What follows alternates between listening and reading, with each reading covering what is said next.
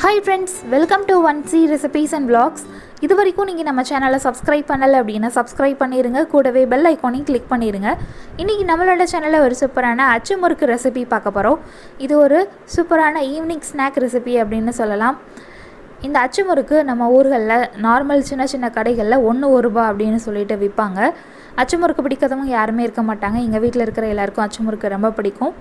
இந்த அச்சு முறுக்கு கம்பியில் ஒட்டாமல் ஈஸியாக வர்றதுக்கு சூப்பரான டிப் இருக்குது. எனக்கு தெரிஞ்சவங்க ப்ளஸ் எங்கள் வீட்டில் இருக்கிறவங்க சொன்ன டிப் தான் அது. இப்போ இந்த முறுக்கு செய்ய ஸ்டார்ட் பண்ணிடலாம். ஒரு பவுலில் 1 கப் அளவு அரிசி மாவு, 1/4 கப் அளவு மைதா மாவு ஆட் பண்ணியிருக்கேன். அடுத்து 1/2 கப் அளவு சுகரை ஒரு மிக்ஸி ஜாரில் சேர்த்து பவுடர் பண்ணி ஆட் பண்ணியிருக்கேன்.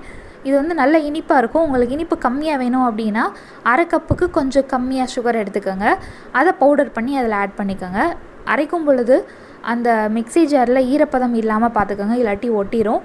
அடுத்து ஒரு பிஞ்ச் அளவு உப்பு ஆட் பண்ணியிருக்கேன். எந்த ஒரு ஸ்வீட் ரெசிபிலையும் ஒரு பிஞ்ச் அளவு உப்பு சேர்த்தோம் அப்படின்னா அந்த இனிப்போட டேஸ்ட்டை அழகாக எடுத்து காட்டும் அப்படின்னு சொல்லுவாங்க. அதுக்காக ஆட் பண்ணியிருக்கேன். அடுத்து 1 டீஸ்பூன் அளவு கருப்பு எள்ளு ஆட் பண்ணிக்கலாம். இப்போ இது எல்லாத்தையும் ட்ரையாக ஒரு ஸ்பூன் வச்சு மிக்ஸ் பண்ணிடுங்க.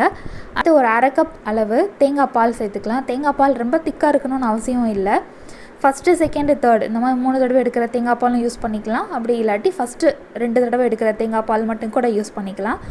ரொம்ப கம்மியான 1/4 கப் அளவு தேங்காய் மட்டும்தான் எடுத்திருக்கேன். அதுதான் தேங்காய் பால் எடுத்து ஆட் பண்ணியிருக்கேன். அடுத்து ஒரே ஒரு முட்டை. இந்த முட்டை தான் மெயினான ஒரு இன்க்ரீடியண்ட் அப்படின்னு சொல்லலாம். முட்டை சேர்த்து பண்ணோம் அப்படின்னா அழகாக வரும் அந்த அச்சு முறுக்கு.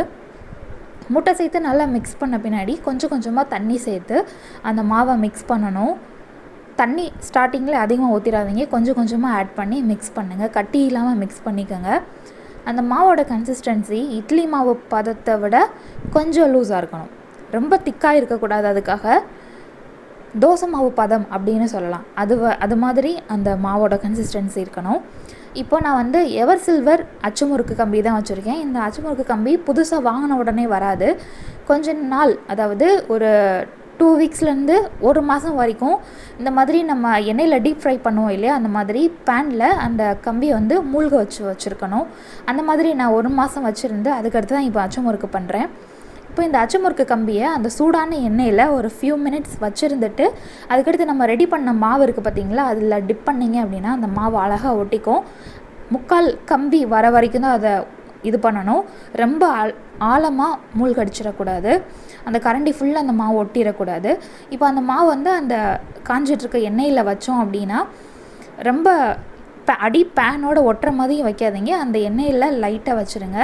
அது அழகாக அந்த எண்ணெய் சூட்டில் வெந்து அந்த கம்பியிலேருந்து பிரிஞ்சு வந்துடும். இந்த மாதிரி ஒரு ஸ்கியூ ஸ்டிக் எடுத்து லைட்டாக தள்ளி விட்டிங்க அப்படின்னா அழகாக அது விரிஞ்சு அந்த கரண்டியிலேருந்து விழுந்துடும்.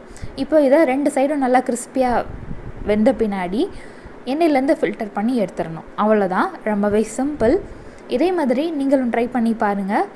ரொம்பவே சூப்பராக பர்ஃபெக்டாக உங்களுக்கு அச்சு முறுக்கு கிடைக்கும்.